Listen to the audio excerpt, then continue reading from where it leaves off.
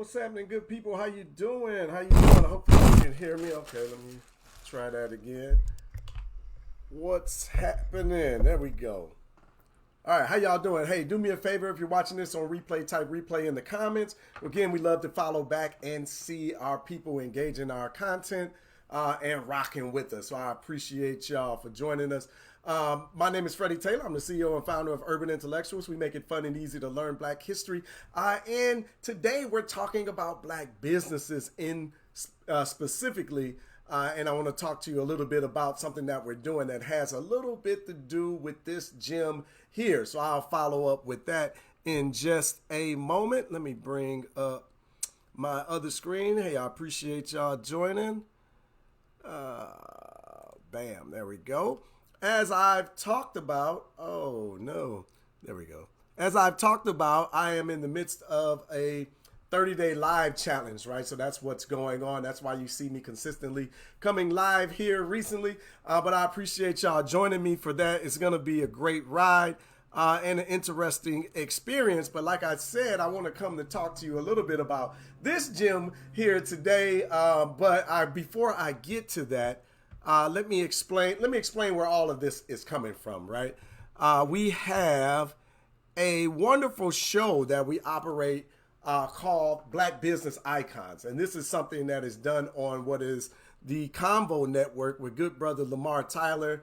And he is my co-host. We co-host this show called the Black Business Icons on the Convo TV network. And I want to bring that up and let you see a little bit about this because I'm really proud not only of the work that we're doing on the show, but also the entire network, right? The good brother owns the network with his lovely wife.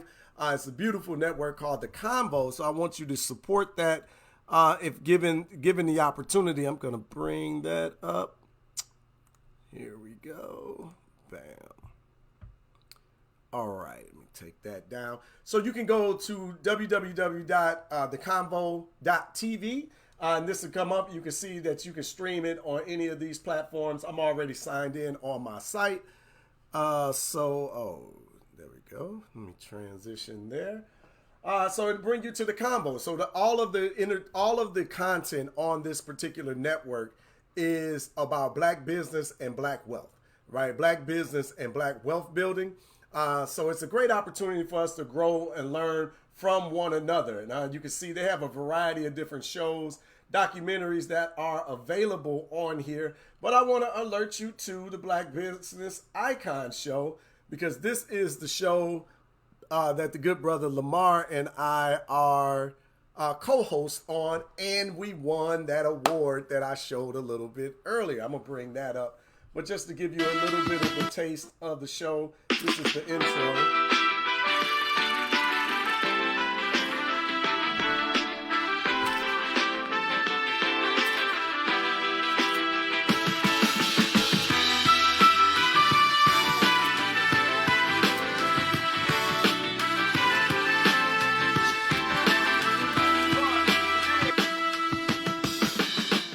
Hey, I am Lamar Tyler from Traffic, Sales, and Profit.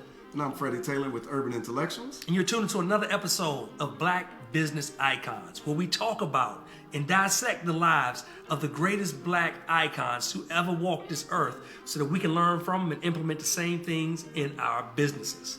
So, Freddie, we've been going back and forth every episode. You know, you got some bangers. You've been all right. I put people that got the I in icon. You know what I'm saying? Okay. I mean, but you got some. I don't want to diminish any of these people. They all because they all amazing. But we just got to talk a little bit of junk. I mean, we need a little bit. Yeah. Nice dialogue between two brothers who are good friends and business owners ourselves. But again, that show is called Black Business Icons. I wanted to share that with y'all and show how well the show has been going. We are just recorded season 2 of the show. This is season 1 that is up on the site. So please be sure to go over there to the Convo.tv and support that. But the good brother Lamar and I had the good fortune of winning a Telly Award, right? So we won a Telly Award for new online series, a Bronze Telly Award. I actually have it right here. It sits over there in my office. I'm really proud of this piece and the work that we're doing inspiring Black businesses with the history, right? With the history of the black business owners that have done phenomenal things inside of our community.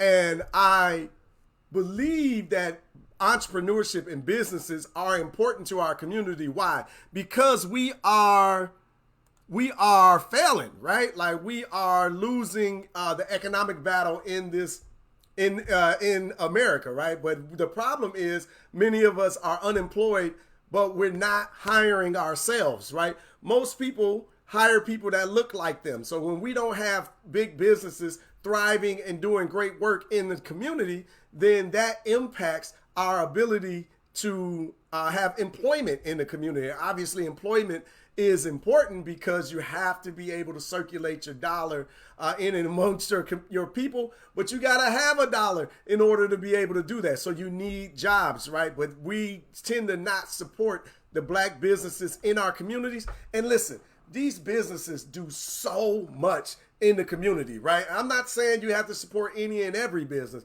but at some point you're going to have to start to understand that economics or capitalism is a bigger game than just what you can do individually. It's a team sport. And economically, we have to start teaming up together because this is the primary, no, it's not the primary reason. It is a reason that we are struggling inside of the community. We do not hire our own, right? And we don't hire our own because our businesses aren't big enough to support people, right? Most of the black businesses are single sole proprietor businesses. And check it out. I started that way. I know the good brother Lamar started that way. So that's just kind of how you have to get things off the ground. But we need to grow and scale to the point that you can hire people from the community and pay them a decent wage so they can take care of their family and start to circulate the money in and amongst ourselves. Nobody's coming to save us. It's a theme that runs through urban intellectuals. It doesn't really matter. You can pray all you want to, but economically, we have to do something. We got to start taking action, and supporting black businesses is one of those ways. And I'm talking about black business icons. Hey to everybody that's just showing up. I'm talking about Black Business Icons, which is our show where we highlight black business figures from the past and the present in order to inspire everyone to continue building along this journey, giving lessons, giving motivations, giving insights from their lives. But one thing that we noticed as a thread that ran through all of these business owners is their philanthropy, is their support of the arts and the school systems inside of the black community, and their support for the political structures inside the black community, right? If you think about the marches, if you think about all the student sit-ins, all those people being arrested, somebody had to bail these people out. And oftentimes it was the entrepreneurs in the city that put the funds together in order to support the local movement. So much so that oftentimes they were shaded away from participating inside of the protest movements because somebody was going to need to show up and cut the check. And everybody knew that only the business owners had the money in order to do that. But they only had the money because they had the support of the community. All of this works together when we're working intelligently, right? If you think about Montgomery, Alabama, and all of the things that were going on down there at the time, the meetings and MLK and the National Coalition coming together, all those, they had to meet somewhere. And if you're meeting to start talking about overturning white supremacy and its control over your life, you're not going to do that in the Marriott. They're not going to allow you to do these things inside of their places, particularly at that time. So you needed black-owned businesses in order to have those hotels and meeting rooms and places for them to meet and commune, and money in order to generate and fund the activity. We talk about the revolution, but the revolution got to be funded, right? And all of this comes from business and economics, right? So we got to get more savvy about why it's important to support black businesses. Again, I'm not telling you to support every black business, right? I'm not telling you to support bad business, right? If somebody isn't treating you fairly or respecting your dollars, then I'm not telling you that you have to spend your money with them. I think what you should do is actually boycott them, right? You boycott them in order to get them in the line. See, we boycott white businesses, and say, if y'all don't treat us fairly, we're not going to spend our money with you. But then you go over there and spend the money with you. They just act like they going to treat you right. Then you go spend the money with you. And all that's doing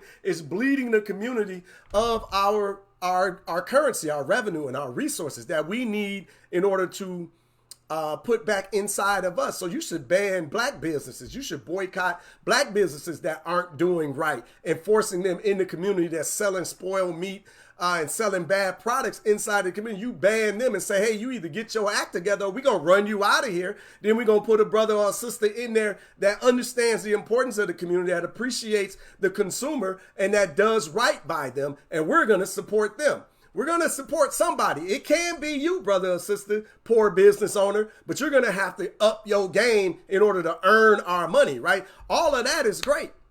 That's fantastic. That's what we need, right? The black business do need to elevate their game. They do need to learn more about how businesses operate. They do need to maintain their financing better so their pricing can be a little bit more reasonable, right?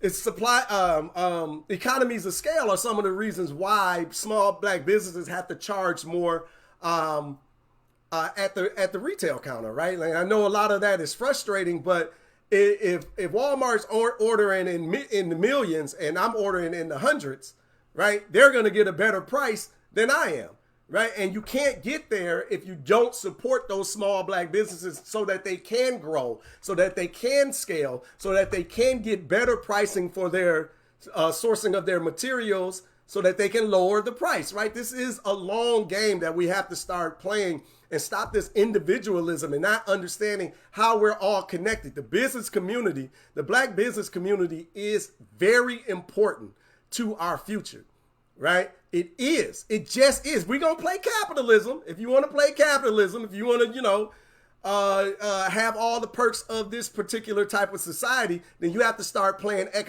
economically in the game, and supporting the people in your community that own these businesses are important, and shunning others, right?